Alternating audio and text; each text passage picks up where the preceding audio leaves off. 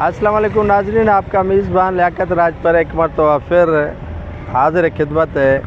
हम कराची के इस गुंजान आबादी में खड़े हैं जहाँ पर जो है वो गदागरों के डेरे हैं। मेरे अक़ब में आप देख सकते हैं कि कराची के हर चौराहे और चौक पर जो है वो गदागर बड़ी तादाद में कारोबार बना कर बैठे हुए हैं। गदागरों के ये मांग में इजाफ़ा और बढ़ते हुए रुझान के बाद मिडल ईस्ट के अरब ममालिक ने ये जो रिपोर्ट जारी की है उसमें पाकिस्तान के 95 जो गदागर हैं वो गैरकानूनी तौर पर मिडल ईस्ट के अरब ममालिक में रहते हैं। इन गदागरों को एक माफिया की जानिब से गैरकानूनी तौर पर पाकिस्तान से बाहर भेजा जाता है, जहाँ पर वो गदागरी करके उन माफियाज़ को खिलाते हैं और ख़ुद भी खाते हैं।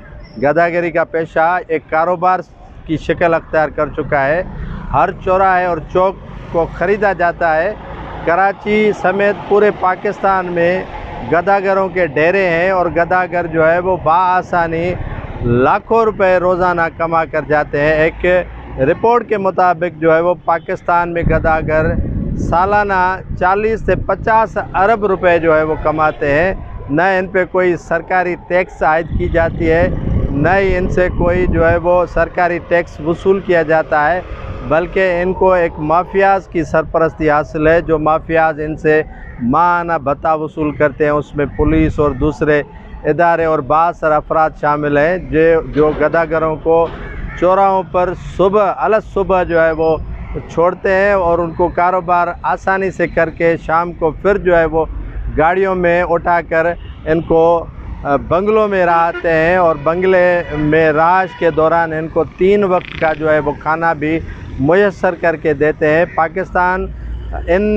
गदागरों के लिए आमाजगाह बन चुका है। ये गदागर न सिर्फ पाकिस्तान के इन गलियों में कमाते हैं पर दुनिया भर के ममालिक में पाकिस्तान का नाम रोशन करने के बजाय बदनाम करने की कोशिश करते हैं। हम सियासतदानों पर तो इल्ज़ाम लगाते हैं कि वो पाकिस्तान का नाम बदनाम कर रहे हैं, करप्शन कर रहे हैं, लेकिन इनका नाम जो है वो बदनाम होता जा रहा है गदागिरी की वजह से। पाकिस्तान बदनाम होता जा रहा है इन गदागिरी की वजह से। ज़रूरत इस अमर की है कि इस गदागिरी के इस पेशे को जो है वो रोका जाए और पाकिस्तान का नाम जो बाहर गैरकानूनी तौर पर गदागर जाकर कर रहे हैं उनके ख़िलाफ़ भी जो है वो एक्शन किया जाए, इनके सरपरस्तों के ख़िलाफ़ भी जो है वो एक्शन किया जाए, ताकि पाकिस्तान का अवाम या पाकिस्तान का जो इमेज है वो बेहतर हो सके। तब तक दीजिएगा इजाज़त। अल्लाह हाफ़िज़।